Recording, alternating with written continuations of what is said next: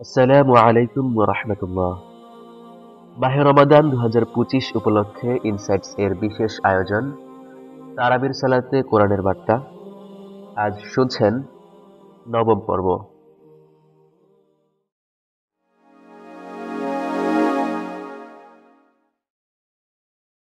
নবম তারাবিহ। নবম তারাবিহতে পঠিতব্য অংশ হল কোরআনের ১২তম পারা। এর মাঝে আছে সূরা হুদের অবশিষ্ট অংশ ও সূরা ইউসুফের প্রথমার্ধ। সূরা হুদে মহাপ্রলয়, কিয়ামতের ভয়াবহতা ও জাহান্নামের শাস্তির লোমহর্ষক বিবরণ এসেছে। এ কারণে রাসূল সাল্লাল্লাহু আলাইহি ওয়াসাল্লাম বলেছেন, সূরা হুদ আমাকে বৃদ্ধ বানিয়ে দিয়েছে। সুনানে তিরমিজি। ঘটনাবলী। সূরা হুদের বেশিরভাগ অংশ জুড়ে ধারাবাহিকভাবে কয়েকজন নবী রাসূলের স্বজাতির অবাধ্যতার ইতিহাস তুলে ধরা হয়েছে। কোরআনে যেসব নবী রাসূলের আলোচনা সবচেয়ে বেশি করা হয়েছে, নূহ আলাইহিস সালাম তাদের একজন। স্বজাতিকে তিনি ৯৫০ বছর তাওহীদের দাওয়াত দিয়েছেন, তবু তারা দিন গ্রহণ করেনি।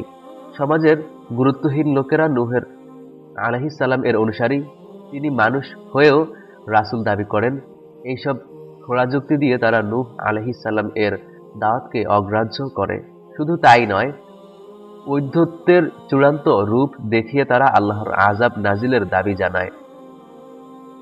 মহান আল্লাহ তাআলা নূহকে একটি বিশাল নৌকা নির্মাণের এবং মুমিনদেরকে সেই নৌকায় তোলার নির্দেশ দেন।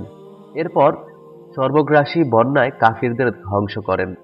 হুদ আলাইহিস সালাম প্রেরিত হয়েছিলেন আদ জাতির কাছে।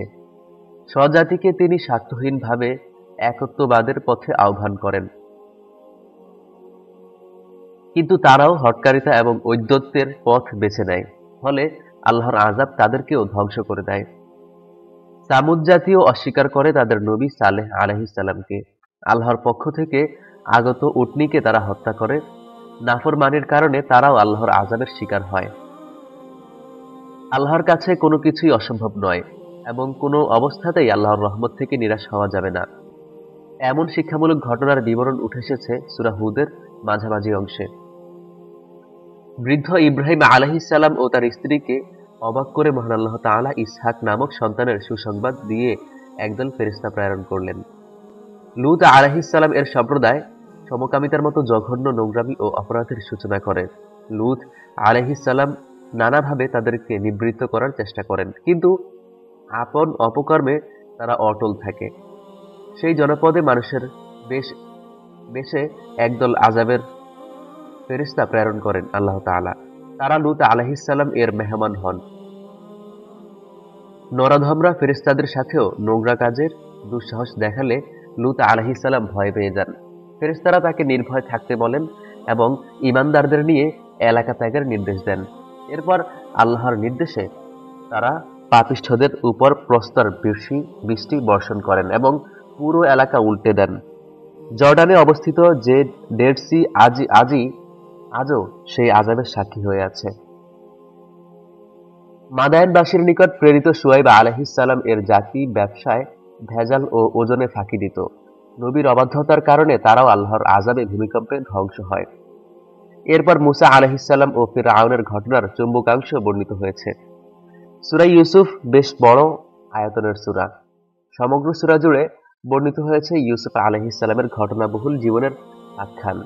শৈশবে ইউসুফের আলাইহিস সালাম এর তাৎপর্যপূর্ণ স্বপ্ন, সৎ ভাইদের শত্রুতা, কূপে নিক্ষিপ্ত হওয়া, পথিকদের মাধ্যমে উদ্ধার হয়ে মিশরের বাজারে বিক্রি হয়ে মিশরের রাজ পরিবারের অবস্থান, জুলাইখার নিষিদ্ধ আহ্বানে সাড়া না দেওয়ার কারণে অন্যায়ভাবে কারাবরণ, স্বপ্নের ব্যাখ্যার মাধ্যমে মুক্তি, ভাইদের সাথে পুনরায় সাক্ষাৎ, প্রতিশোধবিহীন অপূর্ব ক্ষমা এবং সবশেষে পিতার সঙ্গে সাক্ষাতের বিস্তারিত বিবরণ উঠে এসেছে পুরা সূরা জুড়ে। বহুমাত্রিক উপদেশ, শিক্ষা, চরিত্র হেফাজতের সংকল্পের বিরল দৃষ্টান্তসহ নানা গুরুত্বপূর্ণ দিক থাকার কারণে এটিকে আহসানাল কসস বা সর্বোত্তম ঘটনা বলেছেন আল্লাহ তাআলা নিজেই। ঈমান আকীদা।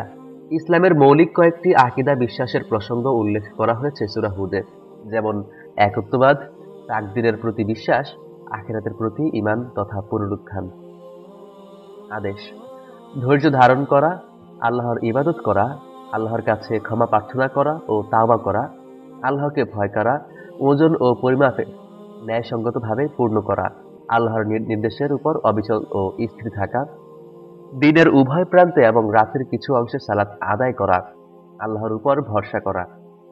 নিষেধ: কোরআনের ব্যাপারে সন্দেহে পতিত না হওয়া, আল্লাহ ছাড়া অন্য কারো দাসত্ব না করা, কাফিরদের কার্যকলাপে বিমর্ষ না হওয়া, কাফিরদের সাথে না থাকা, অপরাধী হয়ে আল্লাহর থেকে বিমুখ না হওয়া, ওজন ও পরিমাপে কম না দেওয়া, পৃথিবীতে বিশৃঙ্খলার বিস্তার না ঘটানো, সীমালঙ্ঘন না করা, জালিম পাপিষ্ঠদের প্রতি ধাবিত না হওয়া।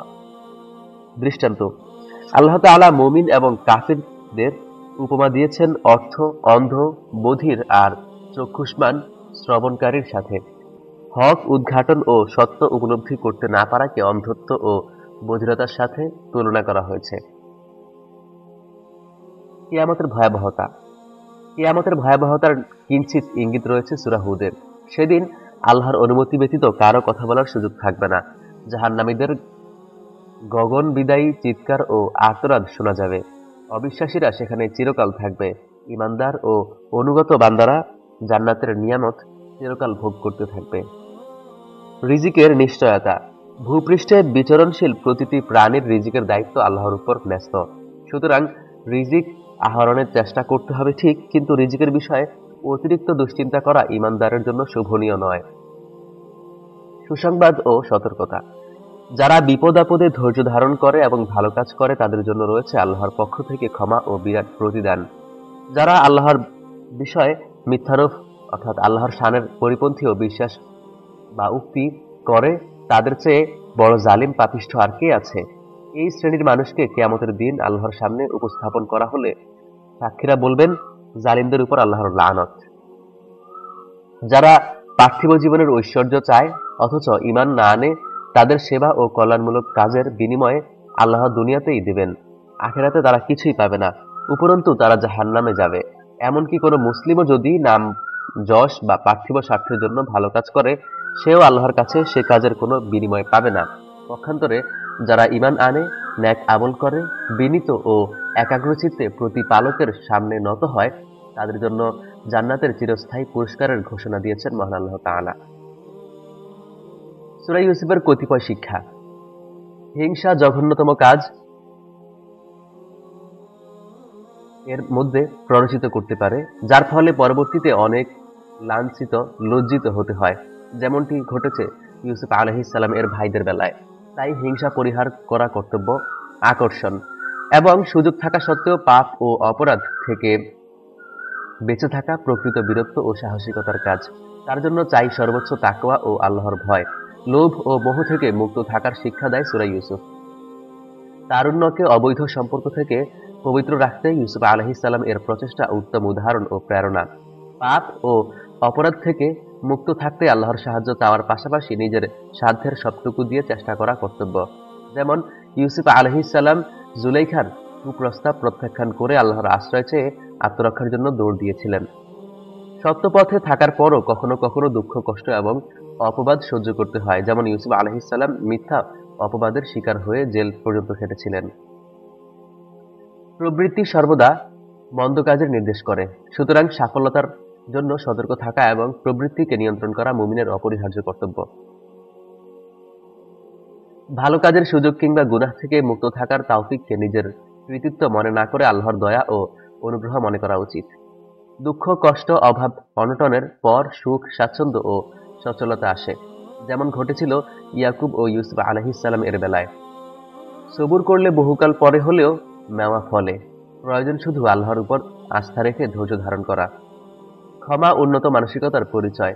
প্রতিশোধের চেয়ে ক্ষমা অনেক বেশি উপভোগ্য, যেমন ইউসুফ আলাইহিস সালাম প্রতিশোধ না নিয়ে ভাইদের জঘন্য অপরাধও ক্ষমা করেছিলেন।